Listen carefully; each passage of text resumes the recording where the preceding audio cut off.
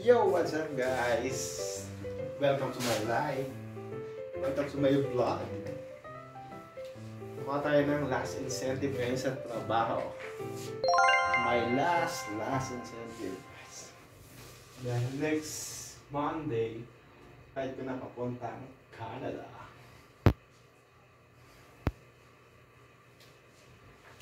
Nga pala, kompleto na yung bagahe ko. Ang dami.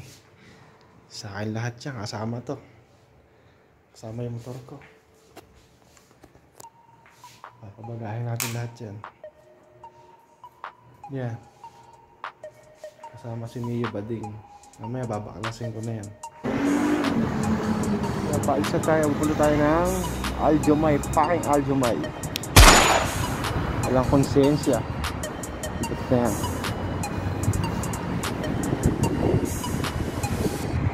Wala man lang konsiderasyon.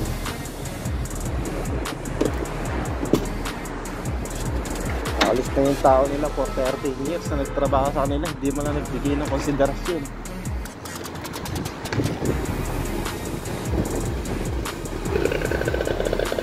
Kahit magkano lang, wala, zero benefits yung sama ng loob yung iliwan.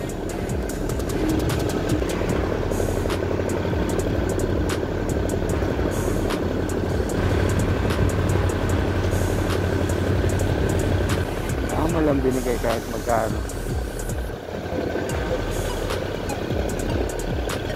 For 30 years, zero balance. Tara, let's go!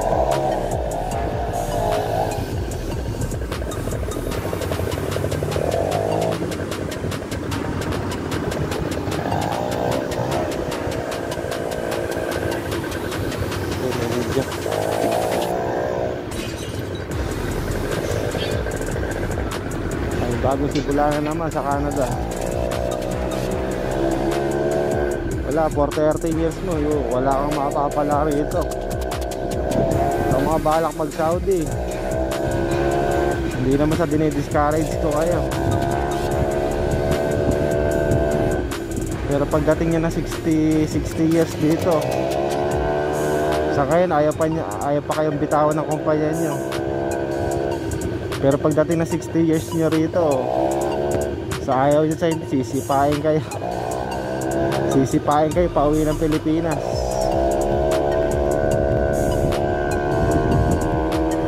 Real talk lang yan, men. Sa ngayon, ayaw pa kayong bitawan yan. Napapakinabangan niya pa kayo. Pero pagdating na 60 years old nyo rito, wala na. Kahit ilang taon nyo pa rito,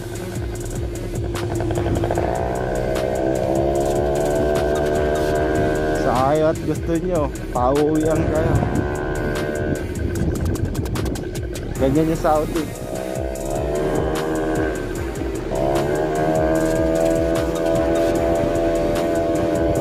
Hindi katulad ng pag-apply nyo sa Canada, Australia. At least umabot kayo ng ilang taon doon. May possibility na pwede kayo maka-PR. Advantage nyo pa doon, mas di hamak na mas malaki sahod nyo doon kaysa dito. Although mataas ang cost of living, kaya yan. Nasa abroad na kayo, nakapag-adjust na kayo sa ganong sitwasyon. Alam nyo na rin kung paano magtipid. Masasama nyo pa yung pamilya nyo. Kaya dito sa Saudi, kahit ilang taon kayo magtrabaho, although yung iba makukuha niyo yung pamilya niya, pero hindi sa lahat, hindi in general, hindi niyo makukuha yung pamilya niya. Makukuha niyo yung pamilya niya, pero ang taas ng sisingilisin yung ikama pa lang eh. Ikama pa lang, dami ng ang mahal na ng ikama dito eh. Sino magtsatsaga? Tapos anong mapapala ng asawa mo rito kung di magtrabaho lang? Wala kang mapapasya lang pagka Wala kang makakapasya pagka day off.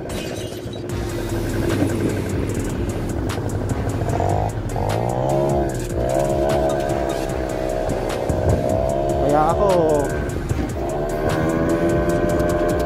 yung sumilip yung opportunity sa akin ng Canada, kahit alam kong alanganin, dinraps ko na.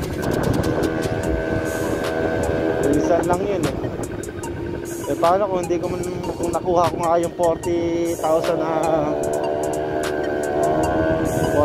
na benefits ko,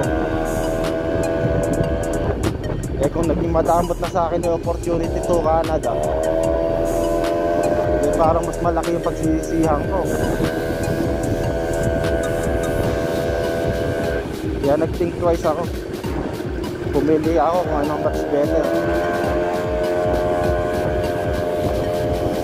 Nilabang ko yung 40 years ko. 40 years, 13 years of service plus benefits.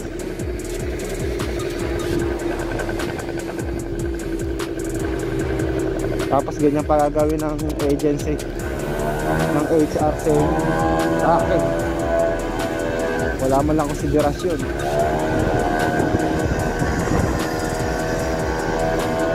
Sabi nga ng OFW, laban lang.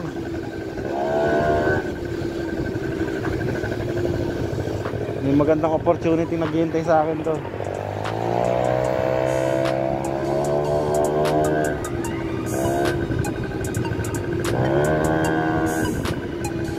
God will teach me how to survive.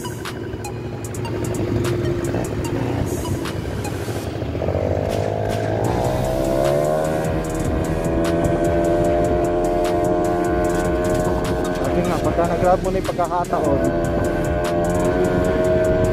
panindigan mo na.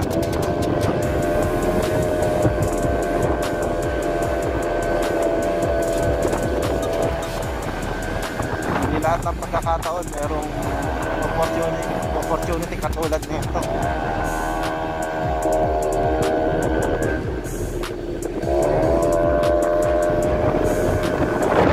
Saudi Arabia 2023 December. Everyday ganyan ang makikita mo pagpapasok sa trabaho. Ganyan ang mga bahay, sasakyan, walang tao, puro sasakyan.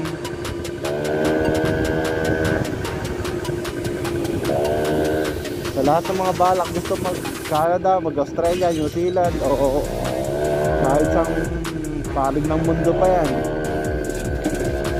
good luck. Laban lang. Ano no?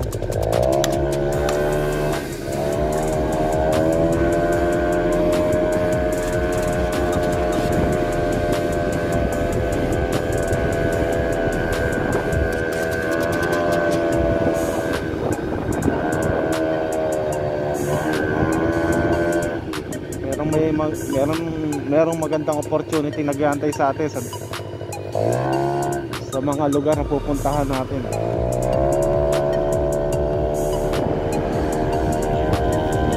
Lalaban lang. Ito na yung trabaho ko. Ito na yung shop ng trabaho ko. Likod.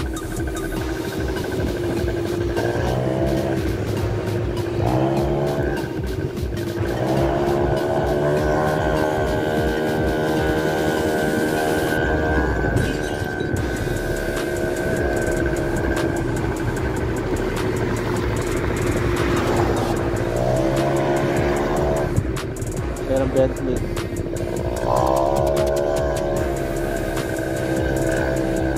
ang paking Aljumay. Ang Aljumay yan.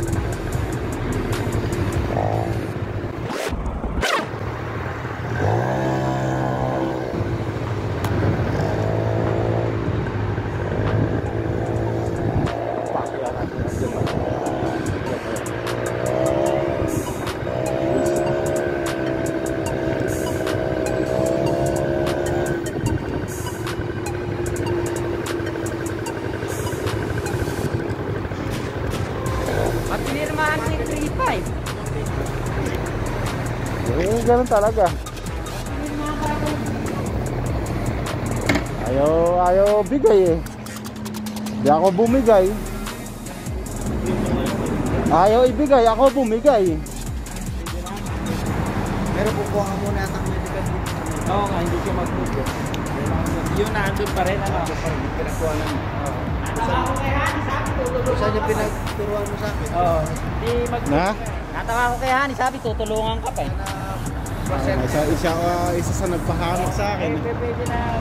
Sige, May. Payment.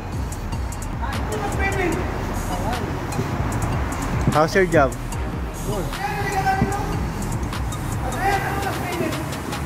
Hindi, yung makuha kong 3.5. Hindi pa. Kahapon ko lang inano eh. Kahapon ko lang pinirmahan eh.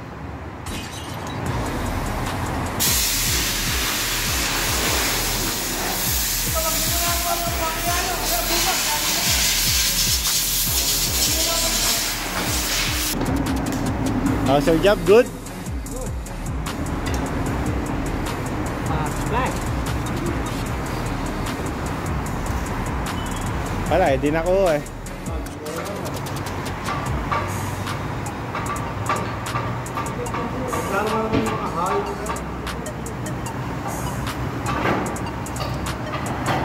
Ito nga pala yung working place ko. Ito may iwanan ko rin sa Saudi.